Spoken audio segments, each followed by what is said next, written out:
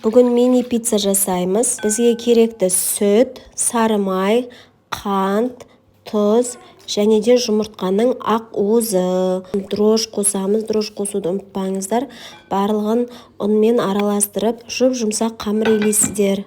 Салмасына бізге жуа және де тауықтың төс еті, паприка, бұрыш, тұз барлығын араластырып, жұмсақ етіп қуырып аласыздар. Көтерілген қамырларымызды осылай дөңгелетіп алып, пышақпен жиегін кесіп, видеода қалай жасалып жатыр, дәл солай жасасаңыздар оңай болады. Міне біздің қамырымыз дайын болып қалды. Бетіне сары уызын жағамыз.